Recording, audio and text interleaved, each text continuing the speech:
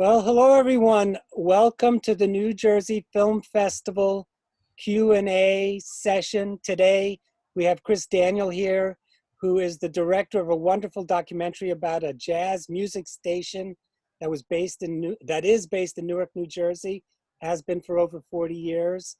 And we're going to be doing a Q&A with Alex Biese, who's an entertainment writer at the Asbury Park Press, and Ashley Terer, who's an intern at the New Jersey Film Festival and also was part of our programming committee.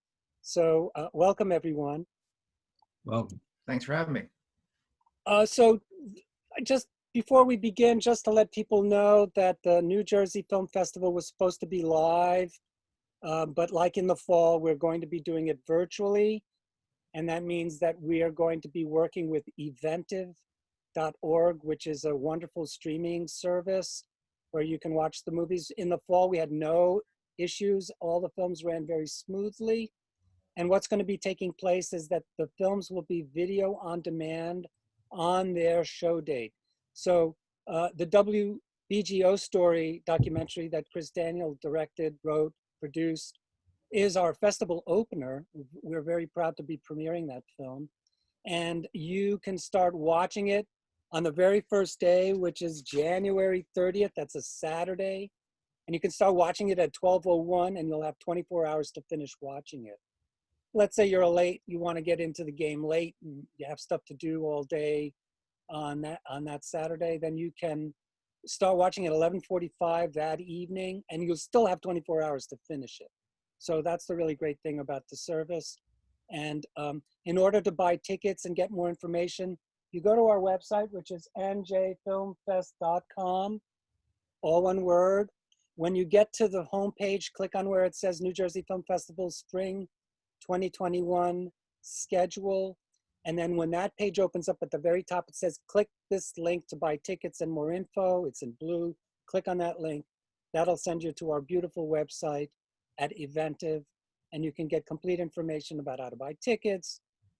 You can buy a pass, you can read about all the films individually, etc. So anyway, that's what I wanted to say. Now we get to jump into the Q&A session. So Chris, I get to ask the first question since I'm the festival director. I always ask this of everyone. What was the motivation to make this film? Well, what happened was actually the New Jersey Historical Commission, they had a solicitation out a couple years ago. And the theme was something from New Jersey that grew bigger than New Jersey. And they use examples like the Count Basie Theater, everyone knows it around the country and the world. And they use the Sopranos, so something that affected the culture. So just came to my mind that WBGO kind of fit that bill, and I knew on-air host up there. So, I did a little bit of reading. I said, that fits the bill. So I put in a proposal, and actually, I didn't get it the first time around. They said, oh, you were real close, some kind of technicality. But luckily, it came out again 6-7 months later, and I actually got a small grant to help me get started. But yeah, to me, that's a homegrown New Jersey story, and they're definitely a group that grew bigger than New Jersey. Now they're known around the world, and it's a really cool story.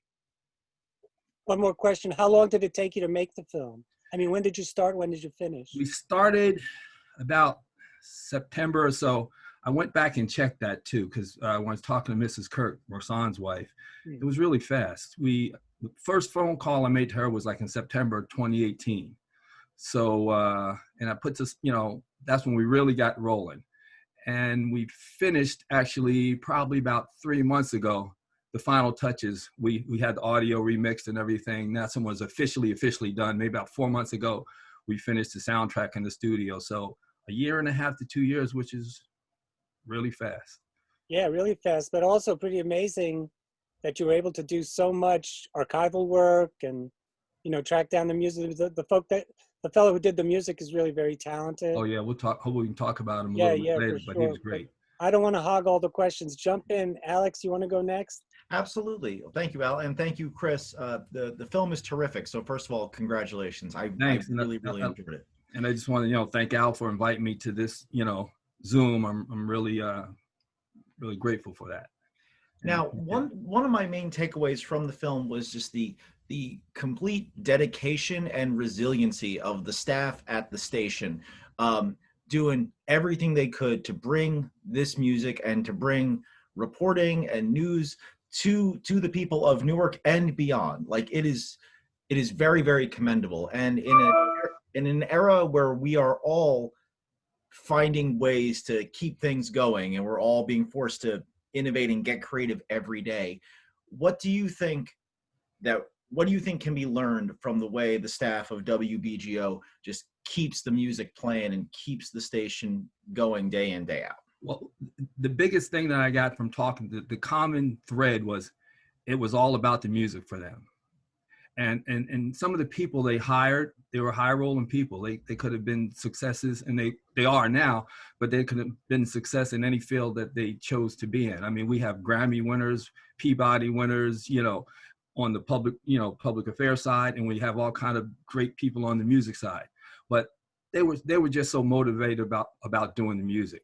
And it was, a diverse group. They hung out together. They didn't just work. It wasn't a 9 to 5 at all. It was like a long, drawn out labor of love. And they just stuck together. I mean, when they first started, they had really nothing. They had a little bit of struggle getting the license from Central High School, but they didn't have their own record collection. I kind of mentioned that in the documentary. They had no heat. There were stories that I couldn't put on the documentary because it would have been too long, but they had trouble paying the bills, and the competition was like outrageous, starting a jazz station in this metro area. And really jazz is not the most, one of the, it's not listened to a lot. I mean, it's down there with, classical music, Western classical music. And so it was an uphill battle, but they just loved the music and they were happy about what they were doing. And it was just, they didn't look behind. They just did not think it could not be done. They just had so much faith in what they were doing and believed in the product that they just did it. And talking to them during the documentary, they look back and say, wow, how the heck did we do that? And it just happened. Yeah. And I think that's a work ethic, and that's an ethos that I think we could all stand to learn from. Just, you do something for the love of it and you get the job done. Yep. You got to believe in what you're doing. People get successful by, being motivated by money, but once you get the money, that's it. I don't know. I'm not rich, so I really can't say, so I don't know what's going to happen. But I know they were motivated by the music. And even when we're doing this program, the same exact motivation they had when they had back in the day, they had it now. Because, once I talked to Mrs. Kirk, and for anybody who doesn't know, she's the widow of Rahsaan Roland Kirk. And she's also an NEA Jazz Master. She won the award this year for, all the things she did for the music. But her thing is just do whatever she can, for the art form. And once I called her, she called somebody, just boom. Then they would call me and we'd set up interviews, and it was just so fast. I mean, these people knew we didn't have a big budget. They would come over to my basement, from Brooklyn or wherever they were from, and, just, okay, let's do an interview. Want to keep the cost down. I had to do one interview in Chicago. It was like a 36-hour trip. And a guy I never met, one of the founders or one of the, key people, just said, come over. We have an extra room. My daughter's in college. Stay in the room. We'll do the interview. You'll go home the next morning. It was just that kind of thing. Everybody was like, okay, we want you to do this. We're all for it. Whatever we can do for you. And I just got so much cooperation. Yeah, that's fantastic. Very cool. Ashley, how about you? Jump in. The water's fine. Yeah, so I actually loved seeing the footage of jazz players and all those clips. So I was wondering how you found that footage. Okay, the photographs, I have to give so much credit to Bill May. Actually, that's an interesting story in itself. Bill was a photographer for WBGO for 40 years. And Bill is a longtime Newark resident. He grew up in Newark, and he was a teacher, an educator in the Newark school system. And one of the things, his hobby that turned professional is photography. So he used to hang out at some of the jazz clubs in Newark, which was a big jazz city. at the time. And he just walked in the office one time and said, "Hey, I'm a photographer. Here's some of my work. I'd like to shoot people at WBGO." And he just started doing that. And anytime they had an event or, you know, concert or whatever, he just was always there taking pictures. And it was pretty amazing. I went to Bill's house, you know, to interview him, and his basement looks like a photography warehouse. I mean, he has, and when it's not digital, just, you know, it's all film. So he has piles and piles of negatives. And it wasn't like, and the other thing too, when I needed a shot or something, he would send me the contact sheets. You probably don't know what a contact sheet is. Sure do, yeah. Yeah. But They're really small. yeah.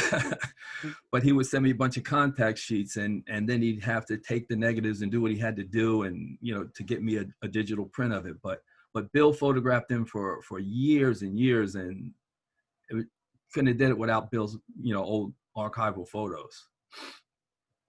What I like the most about the documentary, and it's purely from a selfish perspective, is that the film festival that I founded almost 40 years ago also has the same kind of longevity, although WGBO is a little older, that it's very much about family.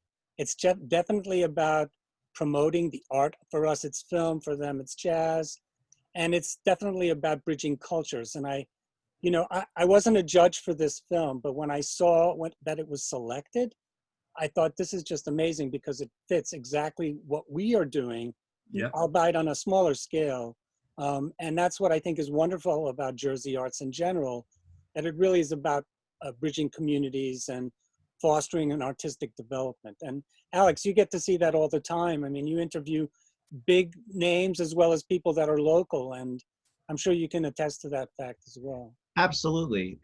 But one thing I loved about this film is that it was so much about the folks at the station and not about the celebrities. This is the story of the people you've probably never heard of. I mean, the biggest celebrity who speaks in the film is Christian McBride, who contributes some really great perspectives, and like jazz fans, know and love Christian. But mostly this film is about elevating the voices and the stories of the people who have spent their whole lives elevating the voices and stories of others. Was that important to you to kind of shine a light on these people who have spent their whole lives and careers shining a light on other folks? It definitely was. And that was probably one of the tricky things. Because think about it, I interviewed 25 people. And for the most part, I asked them, I'd say 80% of the questions were the same. And a few, were tailored for who they were. But when you ask 25 people about a story that's 40 years old, you want to make sure you get it right. And you kind of have to ask it and ask it again until you get the story right. But you're right, they all played a part. And, like I said, it's 54 minutes. I tried to give them a little piece of why each one of these people were significant and in their contributions.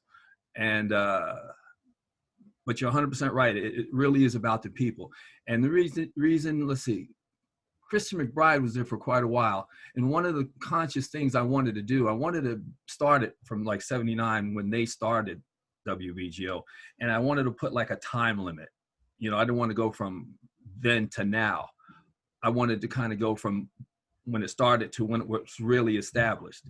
And sort of the time when people like Wynton Marsalis or Christian McBride came in, they were kind of, he was there actually really early, Marsalis. When McBride came in, they were established already. But I did not want to highlight the celebrities. But even though you're talking about the named people, they had so many named people who volunteered their time. Like, I think we talk about the Jazz-a-thon, which was an amazing event, 24 hours of nonstop music. And all the musicians didn't charge anything. They just donated their time. That was one of the highlights for me, the Jazz-a-thon. Yeah. And they could, that was pretty amazing. I wish I could have been there to hang out for a few hours there. But 24 hours of nonstop music and just technically to get that done was pretty amazing. And, but yeah, we wanted to give the people their props, and I hope I did that. Absolutely. Ashley, do you have other questions? Yeah. So I was curious, like, what was your favorite part in making this whole thing? Like, the story is incredible, but I was just curious as to, like, what did you love the most? I knew you were going to ask that. It was so many. It was a couple of things. First, just working with the people. It was cool. And you know, I don't want to be like I'm a jazz fan. I've been listening since I was 12 years old. I remember, you know, watching NET at nighttime when everybody's in bed. That's how I first heard jazz. Gatto Barbieri was the first. I said, what is this? And that was it. Even though I grew up in the disco age, I was a jazz person. So you drove to the disco with me, you had to listen to jazz till we got there. But my favorite part, it was really cool doing the soundtrack. That was something, because Don Braden, he gave me about 200 different cuts and styles of music. And I knew that when I first started it, I knew that I was going to have jazz in the background for at least 80%, 80, 90% of the film. I knew it wasn't going to be too much silence. You know, I knew I was going to have music. And that was a tricky thing because music is really expensive. So we had to figure out a way to make music affordable. So Don gave me about 200 cuts to listen to of music that he composed. And what happened was, I said, okay, I picked all the cuts, we made our cue list, and we went in the studio. And basically what he did was he took those cuts and we kind of tailored them. And that's what made it affordable. It was original music, basically. It was old music, but he tailored it. And the fun part about that was I took the documentary in the studio with me, and I was watching it and listening with headphones and listening to the soundtrack as it was being played. And, you know, we said, okay, you know, let's try this one without the drums, just the bass. Or we got to kind of play around and make it fit as I was listening to, you know, the documentary on my laptop. That was really cool to be able to, you know, make the music kind of fit rather than just go out and get stock music or something like that. And that really was a lot of fun. The other part was just listening to some of these stories. You know, I'm working, I'm listening, and I'm trying to make it all fit, but you kind of get absorbed in some of these stories you hear. And it was a couple of times where I even reacted on video, like, oh no, that can't be true. You know, I would bust out and say something. Okay, can we do that again? Because somebody talked. It was the director, but and that's how it was. Some of these stories were unbelievable, you know, and it was just really cool listening to it. And like I said, working with Miss Kirk, she's like a phenom. You know, she knows everybody, and she knows everybody's family and every musician. So it was just great working with her because when you say, okay, we need to talk to this person. Okay, here's a number. I'll tell them to call you, or they'll be expecting a call. It was great to have so much cooperation, which you don't always get all the time when you're working on anything. Yeah. But to have everybody want to do the same thing that I want to do was pretty amazing. You know, so hope that answers your question. I wanted to also, I love the fact that there was a Rutgers connection. The Rutgers connection is when I first came to the university in 1980 as a graduate student, there was this renowned Institute for Jazz Studies. Yep. And the librarian, or the fellow who eventually led it, used to work right across from the media department where I was based. Yep. And Dan Morgenstern is like a phenom as well. Oh yeah, he's legendary. And you know, I thought about trying to reach him, but it was a little hard, you know, to get to Dan. But we were able to talk to Vince, who, you know, started with Dan, Vince Pilote back in the day, and to hear those stories, you know, something that wasn't on a documentary. Vince was telling me that when BGO first came, they really didn't know about him, but they used to hear the frequency kind of, you know, coming into whatever he had going on. He would hear music or whatever, and it's like, what the heck's going on? Something's, you know, overlapping or whatever. And you know, they knew it was BGO down the street, but Dan talked with some people from BGO, and that's actually how they had their first, either people bought it, donated it, and bought their own records in, or the Institute loaned records to them. which they never do. I mean, no way they're going to let something out of their archives, but they did it. And that's how they got started. And they had a long running show for 10 years, Jazz from the Archives. And that's all, it wouldn't have, we were talking about cooperation before, and that's pretty amazing. That cooperation really helped them get started. So funny because 88.3 is the handle for them on FM, and WRSU, which is the Rutgers University radio station, is 88.7. So it's interesting that all the nonprofit stations were kind of ghettoed to the end of the, to the band, right? Or the beginning. Or the beginning. Yeah. And the other thing, that's another Rutgers connection. They used to do Rutgers basketball games. They had not a lot going on, so they used to just go, tape the games or record the games just to have something to put on the air, just to get started. So it's another. That's when we were good. We're good again, but that's when we were. Yeah, well, both of my daughters went to Rutgers, so we got a little, That's good. investment in Rutgers. So We have time for a couple more questions. Alex, you get the next one. All right. So, Chris, when you are talking with dozens of people sharing decades worth of stories, how do you boil that down to a 54-minute film that feels it feels both comprehensive and also very brisk and light on its feet? it's funny. It kind of boiled up, not down, because originally it was supposed to be a 30-minute. My proposal said a 30-minute, program, but after going, it was like, no way, this is going to be 30 minutes. It was just so much stuff. But basically, what I did, just technically, I did an interview. I had everything transcribed.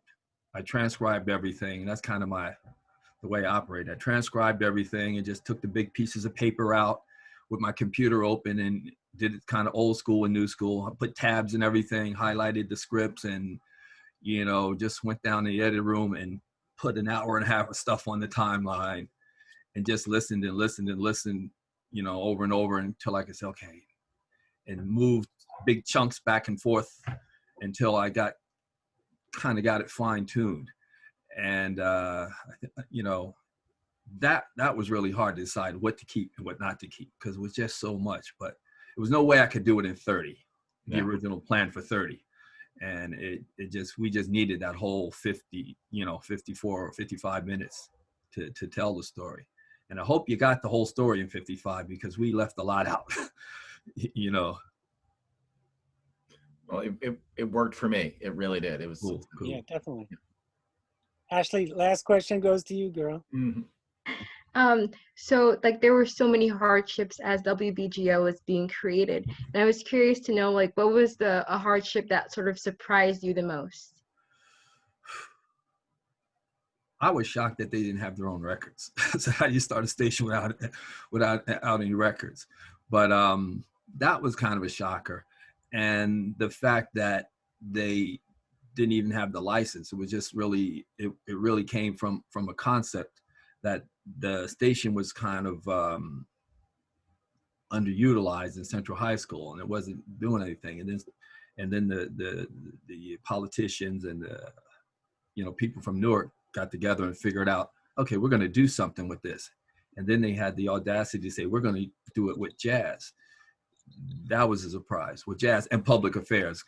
I don't want to take away from public affairs. I'll talk about the music a lot, but they're really big with their public affairs. I mean, Fred Fishkin, I was lucky to get Fred an interview with him. He really made a big thing with public affairs at WBGO. But that was a surprise. And they told me a lot of other stories, about, people, coming in and, doing shows in their underwear because it was so hot in the summer and freezing in the winter. So I was like, and they all managed to get paid, but it wasn't easy. So it was a lot of surprises. Oh, wow. That's so much information. It's wonderful. And I need to remind folks that we will be premiering the WBGO story, Bright Moments from Newark to the World, directed by Chris Daniel. And it will be the opening program of our film festival, which will run on select Friday, Saturday, and Sundays between January 30th and February 21st. There'll be about 40 films that we'll be screening throughout that time period, which includes mostly shorts and documentary films, animation, experimental works. And if you'd like to purchase tickets, we highly recommend you do it as soon as you can by going to njfilmfest.com, click on where it says schedule for the Spring 2021 New Jersey Film Festival, and then click on the Eventive link. It says click here to buy tickets. Click on that link, and then you can see right at the top that Chris's film is featured prominently because it's the first one. Can I tell you one thing that was a big surprise, that this is really phenomenal, that Bob Ottenhoff left the station 20 years ago. He started it and left about 20, 30 years ago. And at the end, last year, Bob Ottenhoff came back to the station to work again. Him and Dorthaan worked together again. You know, BGO had some kind of little problems going on that you might have read about. Yeah. But anyway, Bob had to come back and fix the station that he started and work with Dorthaan to get things back on track again. So that was really a weird twist of fate. It's his baby. He wanted to make sure it would survive him too. And yep. So he came back, and they got a new president now, and Bob left again. And that was something. The politics in the nonprofit arts field is crazy. And, you know, survival is even more challenging now, given the pandemic. You know, there's a lot of these care funding initiatives. They're really a Band-Aid, and it's going to be really interesting to see the groups that survive. And, you know, we're in good shape, but you never know. There's so many X factors that can you know, throw a wrench in the machinery. But as I mentioned in another story, there's always some genie that comes to our rescue. And it sounds like Bob was the genie that saved WBGO this go round. So, but I want to thank you all for participating in this Q&A. It will be available on YouTube, and please share and as much as you can. And I'm just going to be signing off the recording part of our broadcast. I want to say thank you to everyone. Thank you. Thanks for having me. Thank you.